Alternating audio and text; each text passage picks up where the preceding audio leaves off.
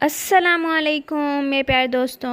उम्मीद है आप सब लोग खैरियत से होंगे। अल्लाह बरकत दे आपके घरों में, आपकी ज़िंदगियों में।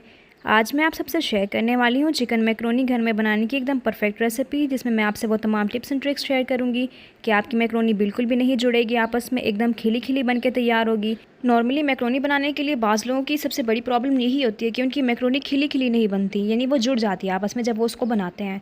तो ऐसी क्या प्रॉब्लम्स होती हैं, ऐसी क्या मिस्टेक्स होती हैं जो आप लोग करते हैं तो आपकी मैकरोनी खिली खिली नहीं बनती, जुड़ जाती है आपस में और मज़ेदार भी नहीं बनती। तो आज की रेसिपी में मैं आपसे ये तमाम टिप्स एंड ट्रिक्स शेयर करूँगी। इसके लिए अगर आप चैनल पर नए हैं और चैनल को अभी तक सब्सक्राइब नहीं किया तो चैनल को सब्सक्राइब कर लें। ये आपकी तरफ से बहुत ज़्यादा प्यार और हौसला अफजाई होती है हमारे लिए। चलिए जी, बिल्कुल भी देर नहीं करते, फटाफट से अपनी मज़ेदार सी रेसिपी बनाना शुरू करते हैं। बिस्मिल्लाहिर्रहमानिर्रहीम। सबसे पहले मैंने एक खुला बर्तन लिया है, सबसे बड़े वाला पतीला मैंने यहाँ पर इस्तेमाल किया है। उसके अंदर 2 चम्मच भर के अच्छे तरीके से घी शामिल करने हैं और 2 चम्मच के करीब ही नमक शामिल करना है। जैसे पानी में बॉयल आ जाएगा उसके बाद हम उसमें मैक्रोनी शामिल कर देंगे और उसको बॉयल कर लेंगे। इतने में हमारी मैक्रोनी बॉयल होती है। साथ ही दूसरी तरफ मैंने एक कढ़ाई रख ली है बड़ी सी, और क्योंकि मैंने मैक्रोनी यहाँ पर ज़्यादा बनानी है, तकरीबन 1 किलो के करीब मैं मैक्रोनी बना रही हूँ, तो इस वजह से मैंने बड़ा बर्तन लिया है। आपने अगर खिली खिली मैक्रोनी बनानी है तो उसके लिए आपने बड़े बर्तन का इंतखाब करना है और बड़े बर्तन में उसको बनाकर तैयार करना है, तो वो आपस में जुड़ेगी नहीं। तो जैसे मैक्रोनी बॉयल हो जाती है, साथ ही यहाँ पर अपने प्याज फ्राई कर लेते हैं। 2 बड़े चम्मच मैंने घी के डाले हैं। जैसे घी गर्म हो जाएगा उसमें प्याज शामिल करेंगे और फिर उनको हम अच्छे से फ्राई कर लेंगे। यहाँ पर आपने एक चीज़ का ख्याल रखना है कि प्याज हल्के फ्राई नहीं होने चाहिए और बहुत ज़्यादा फ्राई भी नहीं होने चाहिए कि वो काले हो जाएं जल के। तो उनको काला होने से पहले आपने जो है ना उसमें बाकी की चीज़ें शामिल कर दी हैं। तो आप देख सकते हैं कि इसका कलर कितना खूबसूरत सा गोल्डन ब्राउन हो चुका है। तो हमें यहाँ तक ही प्याज फ्राई चाहिए, यानी हम इतने ही प्याज फ्राई चाहिए। तो इसके बाद हम इसमें बाकी की चीज़ें शामिल करेंगे। तो देखिए, जैसे ये स्टेज आ जाएगी आपके प्याज फ्राई हो जाएंगे, इसके बाद हम इसमें शामिल करेंगे चिकन। प्याज को अच्छे तरीके से फ्राई करने से चिकन में उसका बहुत ही मज़ेदार सा टेस्ट आएगा और बहुत ही मज़ेदार सा उसका कलर भी जाएगा। तो इसी खूबसूरत से कलर को देने के लिए हमने प्याज को इतना फ्राई करना है। उसके बाद हम इसमें चिकन शामिल कर देंगे। चिकन आपने यहाँ पर बोनलेस लेनी है और उसके छोटे छोटे पीसेस कर लेने हैं। अगर हो सके तो आप छोटे पीसेस कीजिएगा उसके, लेकिन अगर आप पसंद नहीं करते तो आप बड़े भी कर सकते हैं। लेकिन छोटे पीसेस का एक फ़ायदा ये होता है कि जब आप एक बाइट ले रहे होते हैं तो आपकी हर बाइट में आपको चिकन का फ्लेवर मिल जाता है, यानी आपको चिकन मिल जाता है, चिकन का पीस।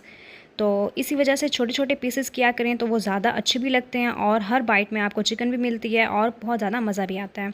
जैसे ही हमारी चिकन आधी फ्राई हो जाएगी, इसके बाद इसमें हम नमक और सिरका शामिल करेंगे, वाइट विनेगर शामिल करेंगे। नमक मैंने 1 टीस्पून भर के शामिल किया और साथ जो सिरका है ना वो आपने 1 से 1.5 टेबल स्पून शामिल करना है सिरका। तो ये चीज़ें डालने के बाद अब हम अच्छे तरीके से अपनी चिकन को फ्राई करेंगे।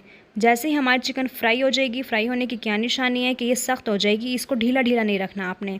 तो देखिए प्याज का कितना खूबसूरत सा कलर आ चुका है। यही चीज़ मैं आपको बताना चाह रही थी कि प्याज का बहुत ही खूबसूरत सा कलर आ जाता है। और चिकन देखिए कितनी खूबसूरत हमारी बन के रेडी हो चुकी है और बिल्कुल ये सख्त भी हो चुकी है, यानी ये बिल्कुल ढीली ढीली नहीं है। जब इसका ढीलापन ख़त्म हो जाए उस वक्त ये आपकी फ्राई होकर रेडी हो चुकी होती है। तो जैसे ही अब हमारी चिकन फ्राई होकर रेडी हो चुकी है, इसमें हम बाकी की मसाला जात शामिल करते हैं। तो यहाँ पर मैंने टमाटर लिए हैं। टमाटर आपने इसी तरीके से इसमें शामिल करने जैसे आप चावलों में शामिल करते हैं, यानी कि टमाटर इसमें ज़्यादा जाएंगे। अगर आप 1 किलो मैकरोनी बनाकर रेडी कर रहे हैं तो उसके लिए आपने तकरीबन आधा किलो टमाटर लाजमी शामिल करना है मिसाले में, तभी वो बहुत ही फ्लेवरफुल सी, बहुत ही मज़ेदार सी जो है ना आपकी मैकरोनी बन के रेडी होगी। अगर टमाटर कम होंगे तो मिसाले में फ़्लेवर नहीं जाएगा, जब मिसाले में फ़्लेवर नहीं जाएगा तो फिर मैकरोनी में भी फ्लेवर नहीं होगा। तो अब इसमें शामिल करेंगे 1.5 टीस्पून नमक, 1.5 टीस्पून हल्दी powder, 1 teaspoon red chilli flakes, 1.5 teaspoon इसमें धनिया पाउडर और 1.5 टीस्पून के करीब हम इसमें ज़ीरा पाउडर शामिल करेंगे। इसके बाद 1/4 टीस्पून कलवंजी, साथ ही 1 और 2 टेबल स्पून के करीब हम इसमें सोया सॉस शामिल करेंगे और 1 टेबल स्पून के करीब हम इसमें रेड चिली सॉस शामिल करेंगे। तो ये चीज़ें शामिल करने के बाद अच्छे तरीके से मिक्स कर लेंगे और अपने मसाले की हम भुनाई करेंगे। तो मसाला जात की अच्छी तरीके से मिक्सिंग करनी है, उसके बाद इसकी भुनाई बहुत अच्छे तरीके से करनी है। तो उसके लिए मैं क्या करूँगी, जैसे ये सारे मसाले अच्छे तरीके से मिक्स हो जाते हैं ना, इसके बाद मैं इसको कवर करके हल्की आंच पे छोड़ दूँगी। तो हल्की आंच पे जब हमारा मसाला भुनता रहेगा, पकता रहेगा, तो बहुत ही मज़ेदार किस्म का ये बन के रेडी होगा। 2 लीमू मैंने बड़े साइज़ के लिए थे, उनका लीमू का रस मैंने निचोड़ लिया था और उसको भी शामिल कर दिया है। तो इससे बहुत ही मज़ेदार सा इसका खट्टा खट्टा फ्लेवर आएगा और बहुत ही मज़ेदार सी हमारी बन के रेडी होगी। तो देखिए मिक्स हो चुकी हैं अच्छी चीज़ें, अच्छे तरीके से सारी चीज़ें। इसके बाद कवर कर देते हैं और 15 मिनट तक के लिए मैंने इसको छोड़ दिया था बिल्कुल हल्की फ्लेम पे। तो देखिए 15 मिनट्स हो चुके हैं, टमाटर हमारे गल के रेडी हो चुके हैं। तो अब इनको अच्छे तरीके से हम मैश कर लेंगे। चम्मच की मदद से आप इस तरीके से इसको मैश कर सकते हैं, तो बहुत ही आसानी से मैश हो जाते हैं।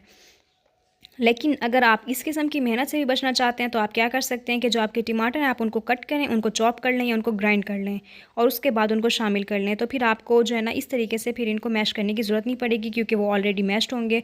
तो बस आपने उसकी सिर्फ भुनाई करनी होगी और उसमें थोड़ा टाइम भी कम लगेगा। लेकिन अगर आप इस तरीके से बनाएंगे तो इससे टेस्ट बहुत ज़्यादा बेहतर होता है, बहुत इन्हांस हो जाता है।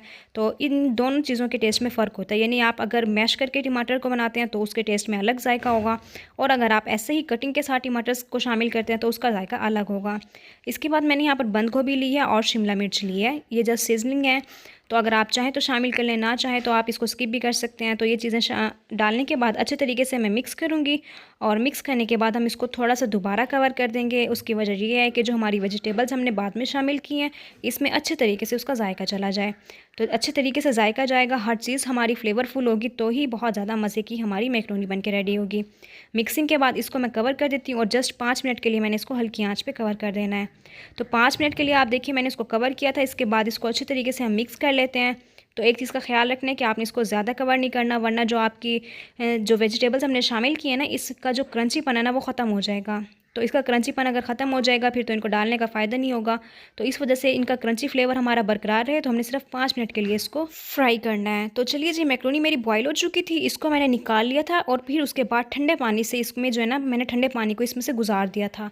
तो उससे ये होगा कि ये आपस में बिल्कुल भी नहीं जुड़ेगी, क्योंकि हमने इसमें पहले घी शामिल किया था। तो इसकी वजह से जो हमारी मैक्रोनी है ना वो बिल्कुल खिली खिली रहेगी और जुड़ेगी नहीं आपस में। तो बाज़ लोग घी शामिल नहीं करते, ऐसे ही बॉयल करते हैं, उसके बाद जब उसको ठंडे पानी से वॉश करते हैं ना फिर उसमें घी शामिल कर देते हैं, तो उसका फ़ायदा नहीं होता, क्योंकि घी होता है वो वैसे ही जम जाता है जब ठंडे पानी से गुजारते हैं। तो उसके बाद मैक्रोनी ठंडी हो चुकी होती है तो घी उसमें जम जाता है। तो या तो आप ऑयल का इस्तेमाल करें, या अगर आप पहले ही यानी अपने पानी में ही घी शामिल कर देंगे ना तो ऐसे ही परफेक्ट आपकी मैक्रोनी बन के रेडी होगी। और फिर आपने एक चीज़ का ख़ास ख्याल रखना है, बॉयलिंग का टाइम आपने तकरीबन 7 से 8 मिनट का उसको देना है, जब पानी में बॉयल आ जाए उसके बाद। तो जैसे ही मैक्रोनी हमारी मिसाले के साथ मिक्स हो जाती है उसके बाद इसमें टमाटो केचप मैंने शामिल किया एंड पे। तो अगर आप चाहें तो स्किप भी कर सकते हैं, जब आप इसको सर्व करेंगे तो आप उस टाइम भी इसमें शामिल कर सकते हैं। तो देखिए जी, ये बहुत ही मज़ेदार सी हमारी मैक्रोनी बन के रेडी हो चुकी है। आप देख सकते हैं कितनी कलरफुल ये बन के रेडी हुई है, इसके अलावा ये कितनी खिली खिली बन के रेडी हुई है, यानी कोई भी दाना एक दूसरे के साथ चिपक नहीं रहा। बहुत ही मज़ेदार सी, बहुत ही फ्लेवरफुल किस्म की हमारी मैक्रोनी बन के रेडी हो चुकी है। बहुत ही आसान है इसको बनाना। आप बहुत आसानी के साथ सेम इन्हीं टिप्स एंड ट्रिक्स को फॉलो करते हुए अपनी मैक्रोनी बना के रेडी करेंगे तो सेम इसी तरीके से ही बन के रेडी होगी। तो चलिए जी, अल्हम्दुलिल्लाह हमारी आज की रेसिपी बन के रेडी हो चुकी है। अगर आज की रेसिपी आपको पसंद आई हो तो इसे अपने घर में ज़रूर ट्राई कीजिएगा, अपने फ्रेंड्स के साथ शेयर कीजिएगा। इसके साथ साथ अगर आप चैनल पर नए हैं और चैनल को अभी तक सब्सक्राइब नहीं किया तो चैनल को सब्सक्राइब कर लें। ये आपकी तरफ से बहुत ज़्यादा प्यार और हौसला अफजाई होती है हमारे लिए, और फिर हमारा मज़ीद काम करने को दिल करता है। अपनी दुआ में हमें याद रखिएगा। आप सबके लिए भी ढेर सारी दुआएं हैं। रेसिपी को ज़रूर अपने घर में ट्राई कीजिएगा और फीडबैक देना मत भूलिएगा। अल्लाह हाफिज़।